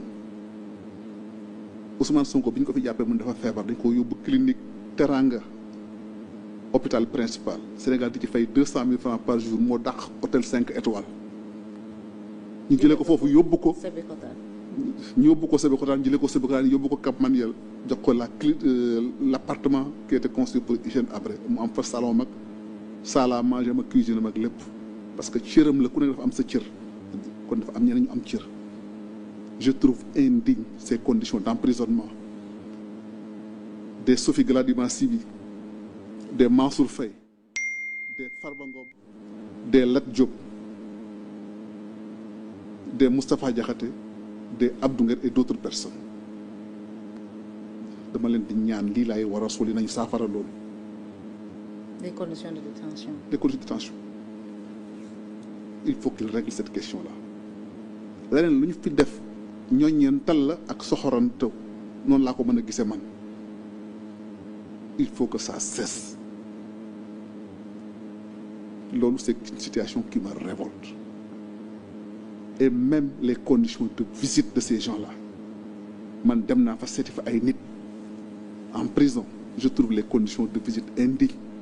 on doit pouvoir organiser des visites plus décentes pour ces gens-là. Les conditions de visite, c'est-à-dire? Mais da ngay ñëw mais écoutez on est au parloir avec des centaines de personnes, avec un bruit et une chaleur qui n'est pas acceptable. On doit organiser. C'est un cri du cœur que je lance et je le répète. C'est un message que j'adresse à Bassirou Diomaye Faye, président de la République, à Ousmane Sonko, premier ministre, et à Ousmane Diagne, ministre de la Justice. Qu'il s'occupe de ces questions-là. kon ñoo ko déggandoo Madiambal Diagne yëkkati ko ay xaritam yoo xamante ne tey jii dañ leen jàpp ci li nga xamante ni du yoon nañ leen bàyyi ñu ñibbi ku ci mel ni Abdou Nguer amul sénégalais bu mën a taxaw tey jii ne la Abdou Nguer lii la def lii la wax lii lañ ko war a téye en tout cas nañ ko bàyyi Moustapha Diakhaté kaddu bu mu yëkkati tey jii ñu war ko yóbbu foofu ca kaso ba nañ ko bàyyi Assane Diouf dañ ko jàppee li nga xamante ne mooy saaga injure jamono ji nga xamante ni ñi fi def injure ñi ngi fi taxaw ñu bàyyi leen ñuy doxi seen soxla bërki démb lañ fi taxaw saaga yaayu président de la république bi fi nekk saaga yaayu ancien président de la république te teewut dañ leen wutal certificat de dof nañ leen bàyyi kii di Farba Ngom ñu ngi ko jàppee ci ay rapport yoo xamante ne ba tey jii mënuñu ko prouver ñoom Lat Diop ñoom ñëpp nañ leen bàyyi en même temps mi ngi lancé appel kii di président de la république ci conditions yi nga xamante ne tey jii moom lañ leen jàppee ak yu ñu leen bàyyee foofu dañu am seen dignité am si li nga xamante ne mooy seen humanité nañ ko respecté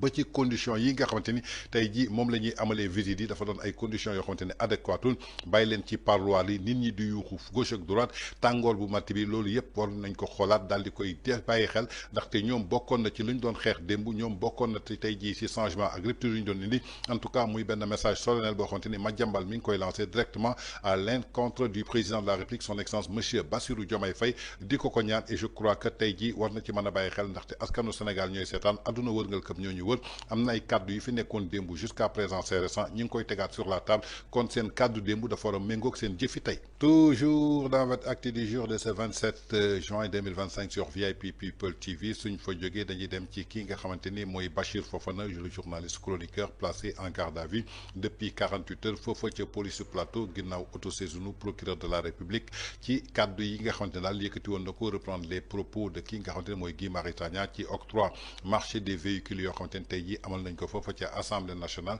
ginnaaw nag bi nga xamante ni l'honorable député fësal ni ko daal que sénégalais lañ ko jox moom Bachir Fofana mu révélé turu ki nga xamante ni moom lañ ko jox te moom contentieux judiciaire actuellement fii ñu toll ci biir loolu daal ginnaaw plainte bi ñuy déggoon ni ko El Malick Ndiaye président assemblée nationale moom moo ko bind ci biir avocat Maître Bamba Cissé ginnaaw loolu ñu dégg ni que procureur moo autosaisir ñu mujj ko placé en garde à vue depuis bërki démb ba tey mu def 48 heures xëy na tey mooy doon durée légale garde à vue bi tey lañ koy jébal procureur mu édifier ko ci sooram kii di Imam Kanté def na ci ay révélation yu doy waar nañ ko déglu ji. Ndiaye yëkkati na plainte jébbal ko plainte aussi ki nga xamante ne moom mooy le journaliste Adama Gaye muy ñaari plainte yi nga xamante ne jébbal nañ ko ñoom ñi nga xamante ne nañu ils ont véhiculé de fausses informations à l'endroit de l'institution ensuite yàqaale aussi deram donc plainte yi moom jib na alors finalement ban jàngat nga ciy def. bon xam nga man daal li ma xam mooy que ñi nekk au pouvoir tey loolu ñoom mënuñu bañ ñun ñu wax ko. parce que comparé ak gis liñ doon def ñoom. ci opposition bi. wax ne bu ñu ñëwee jubbanti ko mais ñun suñu waxul loolu lan la ñu mën a wax kon les gens qui disent waaye Imam Kanté moom tam mënul passer le temps aussi di wax gars yi bi ñu nekkee ci opposition si parce que moo ñu permettre. un seul point mu boole ko ci ki nga xamante ni moom moo di Tine kii nu mu tuddati waay point bi rëcc na ma en tout cas dañu ko envoyé woon léegi mais souvent dinañ si ñëwaat parce que nee na il ne faut pas que l'on judiciarise les questions politiques ki nga xamante ne mooy Alioune Tine moom mooy artu président assemblée nationale bi El Malick. il m'a marché sur la langue mais fela doon ñëw. justement voilà. il ne faudrait pas que l'on judiciarise les questions politiques. ñoom ñoo doon utiliser terme boobu sa sànq rek avant may ñëw maa ngi waxtaan ak un ami. il est en France mais dañuy échanger tout le temps. et ñuy wax ci lu mel ni. ma naan ko mais écoute ñi nekk tey au pouvoir ñëpp waroon nañ di defaat ñoom lii ñuy def mais ñoom waruñ ko def parce que ñoom loolu machine judiciarisation boobu dal na seen ko bu baax a baax. bañ tuddee woon que judiciarisation. ils ont été persécutés quand même dans ce sens. waaw persécutés. waaw mais je te laisse ton. peut-être plus ou moins waaw mais d'accord. waaw mais en fait li safoon na ci ñoom sàpp. ok voilà je préfère ça. voilà waaw parce que xam nga terme persécuté c'est un terme juridique. keroog terewoon nga ma yenn termes yi. dama la koy tere ba tey. terme juridique la. parce que ku ñu persécuté war nga mën a dem ci yoon ñu fay la sa persécution. mais en tout cas indemniser la kii la am na ñuy ndàmp de. waaw. ba damp sans procédure judiciaire. ñi nekk au pouvoir ñoom ñoo ne kii dañ ko persécuté. 5 milliards yi damp lañ ko ñenn ñi de tabaski bi am na ñu laal ay 500 000. yooyu yëpp quelle est la transparence dans tout ça et la légalité de tout ça mais yooyu yëpp ça va les rattraper c'est-à-dire que yooyu yëpp dina am un moment donné boo xam danañ ko teg sur la table laaj leen nu mu demee parce que indemnisation yooyu yëpp dafa am procédure légale yu war a jaar par exemple pour wax ne kii nu mu tuddee dañ ko war a indemniser mais dafa am procédure bu muy jaar judiciaire bu dul loolu ku nekk def lu neex faxasalu ci mbedd mi fii sax nga dem ne benn policier ma wéq sànq nañ ma indemniser ban dëkk mooy doxee noonu donc on n'a pas dit mais indemnisation mais c'est dans nos lois. tu crois que waa Pastef ñoo fi créé indemnisation. ñoom koy ñëw bëggoon indi affaire amnistie na Cour suprême ne leen attention donc affaire indemnisation mais c'est dans nos lois depuis des années. waaw c'est encadré. léegi kon cas bu nekk mën nañu ko dugal fenn. ci affaire boobu. par contre ñoom li ñu defoon jël ay millions ni nii voté benn 5 milliards naan dañ koy indemniser ñi ñu faat naan et cetera jëlaat xaw ma ñaata millions di indemniser ay yoo xam ni créé nañ benn comité xaw ma lan ministère de la famille ñi nang bon argent public boobu yëpp dana am ay traces danañ ko auditer danañ laaj nu mu demee ça jarul kii donc maintenant. jarul yàkkamti. ok. revenons sur la question politique la judiciarisation des dossiers. waaw ñoom nañ ko teg ci nañ ko teg ci lu jub moo gën parce que tôt ou tard ça va les rattraper. waaw li may wax nag nii. mën na leen bañ a neex fi mu toll nii bis dana ñëw ñu xam ne ndeket lu mel ni lañ leen doon bañal maintenant. El Malick Ndiaye ak plainte judiciarisation bi la mooy que am na yoo xam ni est-ce que jar na porter plainte pour man regarde le président de l'Assemblée nationale c'est le deuxième homme de la République moom mën na nekk tey président donc est-ce que kooku war nga tollale sa bopp ak di porter plainte chroniqueurs yi ak journalistes yi. mais quand même imam les propos sont gravissimes quand même bu fekkente ni jàpp na ni parce que nee na marché public la junj marché 165 voitures nga ni ko dañ kaa jox koo xamante ni il a des problèmes des problèmes avec la justice muy liberté provisoire nga ni aussi que ni oto yi nga wax presque prix yi ñaata la wax daal yu bëri ci ndëngte fi nga xamante ne am na ci passation de marché boobu noonu je pense que ça quand même ça mérite d'être éclairci par la justice voilà. pas forcément ci façon bi mais est-ce que son bureau de communication génne benn communiqué wax ni que c'est conforme procédure yi parce que affaire marché yooyu mel noonu Guy Sagna tam taxaw na fii wax ne waxtaane wuñ ko Guy Sagna député la de leur parti taxaw na fii ne non waxtaane wuñ ko mu leer nanga duggul ci procédure passation de marché quand même waxu ci ba tey waaw dafa ne moom yëgul voilà ba bu yëgul déjà c'est pas normal mu bañ a yëg et que bon mais ala kulli xaal dama ne le bureau de communication man j'aurais pu comprendre porter plainte bu fekkee ni moom lañ attaqué woon. kon ñoo ko déggandoo muy révélation yi nga xamante ni Imam Kanté yëkkati na ko jëmale ko tey jii ci li nga xamante ni gis nañ ko régime bu bees bi di régime mu Pastef di ko doxalee alors que dafa bokkoon ci li nga xamante ni ñi ngi ko doon xeex démb jëmale ko ci liberté d'expression wax sa xalaat jëlee ko ci juridiction jëmale ko ci ay questions politiques ñu war ko yóbbu ci wàllu justice alors que démb ñoom loolu lañ doon def lu raw loolu lañ doon def te dara mosu leen ci fekk ñu taxaw di ko xeex kon ñoom tey suñu ñëwee ci bopp pouvoir bi loolu daf fi waroon jógee donc ce qui chronique tey jii amul benn changement boo xamante ni gis nañ ko d'autant plus que ñoom lañ doon wax moo gën a doy waar moo gën a garaaw nit ñemewul dellu si waat tey taxaw wax lu mel noonu tey ay wax yoo xamante ne ay simple révélation la simple démenti wala benn communiqué mën ko weddi daal di koy teg fële ñu jël nit ki daal di koy yóbbu ci kaso ba mel ni benn genre règlement de compte benn vengeance alors que tëj ak tijji bi lañ doon xeex ci régime mu Macky Sall tey tëj ak tijji bi mi ngi mel ni tulleeg Mali ci seen régime est-ce que tey jaroon na ñu koy tëj wala jarul ñu koy tëj ginnaaw nag li nga xamante ne mooy point bi nga xamante ne journaliste bi dugal na ko ci lii Alioune Tine daal di posté jëmale ko daal ci juridiction bi nga xamante ni tey jii moo jëm ci question politique ñu war ko def mu doon moo boo xamante ni ci ñoom la juddoo ci moom lañ ko xamee tey est-ce que jaaraat na ñuy delluwaat di ko def donc je crois que tey jii rupture amul changement amul tey nag dañuy mettre le monde en face jëmale ko ci tey jii ñi nga xamante ni ñoom ñoo voté doon Pastef gëm ni que changement dafay am est-ce que jaaroon na ñuy xeex 86 personnes di ci dee donc je crois que ça ne valait pas la peine. Toujours dans votre actu du jour de ce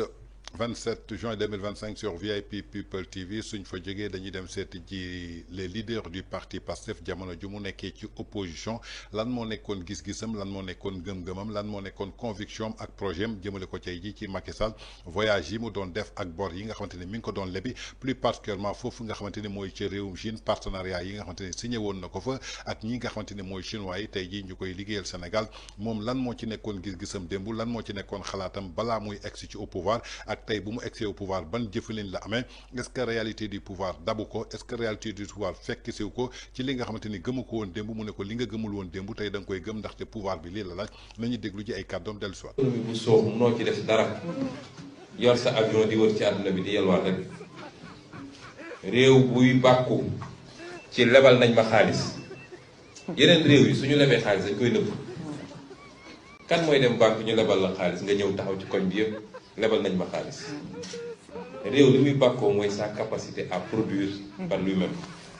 moo tax suñu demee ba naan lebal nañ ñu parce que suñu signature moo baax te yow bi Covid amee yaa njëkk a yooxu ne nañ ma effacer sama bor ndax sama signature baaxul réew muy bàkkoo lool rek mooy réew mu suuf la moo tax soo demee Ila Touba ay chinois rek a fay liggéey dégg naa seeni prisonniers la ñuy jël ñëw di leen liggéeyloo moo tax ko ci dee sax ñu gaaw làkk la. kon ñoo ko déggandoo muy kaddu leaderu parti Pastef jamono ju mu nekkee à l'opposition ginnaaw nag ba mu yëkkatee ay kaddu maanaam yor sa avion wër di dem ci dëkk yi di yalwaan boobu président Macky Sall la doon waxal réew bi nga xamante ni da ngay leb ay bor rek ñëw di bàkkoo ay bor yaakaar naa ni loolu bokkul ci ki nga xamante ni ko xarañ nga ndaxte nit soo demee ñu lebal la da nga ko war a nëbb muy dette cachée bi nga xamante ni révélé na ko barki démb nee na amul kenn kuy dem banque ñu lebal ko xaalis nga ñëw di yuuxu ne lebal nañ ma di wane ni que daal sa signature moo baax alors que dara baaxu ci lii nga xamante ni mooy voyage yu Macky Sall yu mu doon def Chine dégg ngeen ko ci Ila Touba bi ginnaaw chinois yi bañ ko liggéeyee nee na daal soo xoolee ay prisonniers chinois la ñu indi ñu daal di koy liggéey yàkkamti nañu sax ku ci dee dañ lay daal di lakk daal di lay taal muy ay kaddu yoo xamante ni leaderu parti Pastef démb moo ko yëkkati woon boobu egsiwuloon ci pouvoir tey ji may wax ak yéen moom moomu di leaderu parti Pastef mooy l'actuel premier ministre de la République Sénégal te jamono ji may wax ak yéen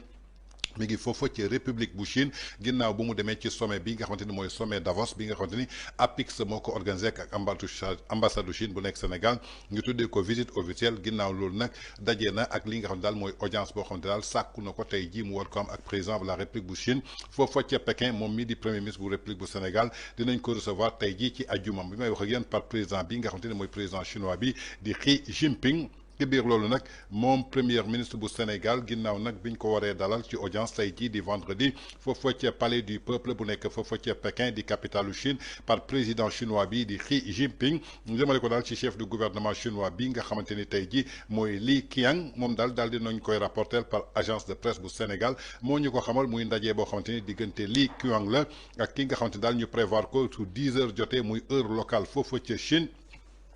ginnaaw nag 1 heure plus tard dina am audience ak ki nga xam daal mooy président bu république bu Chine di Xi Jinping entretien bi nag dina marqué benn temps fort jëmale ko daal ci visite officielle bi nga xamante daal kii di chef du gouvernement bu Sénégal yamal na ko foofa ca Chine ñu entamé ko daal depuis samedi bii ñu génn mu doon daal bi nga xamante ni tey jii moom mii di premier déplacement kii di premier ministre du Sénégal hors li nga xamante ni mooy continent africain depuis 1 an bi nga xamante ni et quelques mois bu mu nekkee ci bopp réewu Sénégal mi ngi soog a génn continent africain bi. jëmale ko daal ci nomination le 5 avril 2024 jeudi ci suba démb ginnaaw nag bu mu demee foofa ca mausolée bi nga xamante ne mooy Mao Zedong avant que daal muy visiter lii di centre de démonstration bu Huawei moom mii nga xamante ne mooy benn géant chinois jëmale ko ci wàllu télécommunication.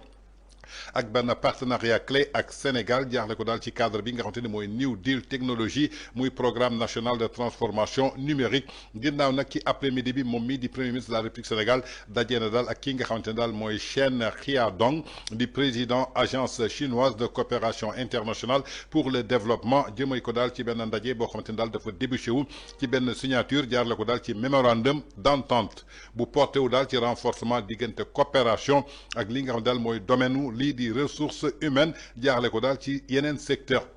moom mii di premier ministre ensuite dem na échanger daal ak ay dirigeants ay plusieurs institutions financières yu chinois ku ci mel ni Tan Jiong di président banque de développement jëmale ko daal ci wàllu Chine kii nga xamante ne mooy Lun Jing di président banque industrielle commerciale bu Chine kii nga xamante ni tey jii ay responsable la ñu ku mel ni Exim Bank ak ay établissements yoo xamante ne tey jii dañu impliqué wu daal ci nombreux projets d'infrastructure fii ci Sénégal muy visite boo xamante ne daal moom mii di premier ministre bu Sénégal nekk foofu ci Chine daf ko inscrire daal ci benn cadre boo xam ne daal dafa bëgg a renforcer li nga xam daal mooy coopération bilatérale notamment ñu tuddee ko daal ci ay domaines yoo xamante ne daal infrastructure la financement développement ak transformation jëmale ko daal ci wàllu numérique muy visite bi nga xamante ne daal depuis mu nekk foofu ci Chine samedi bii ñu génn ba tey ji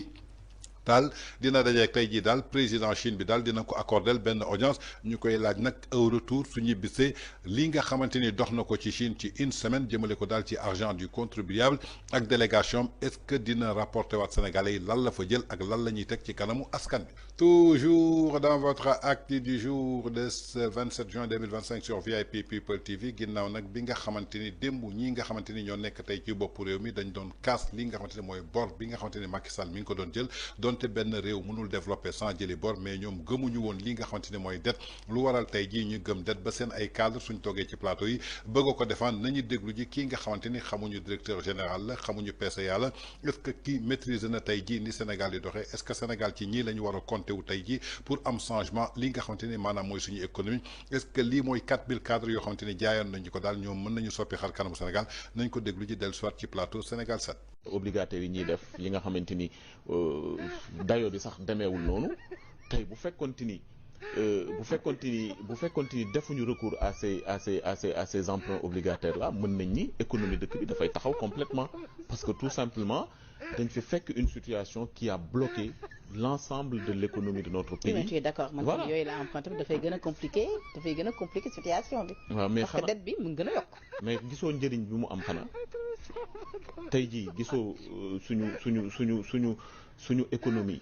en fait yaa ngi lay dugal ci question économique yoo xamante ni man wax dëgg yàlla. d'accord.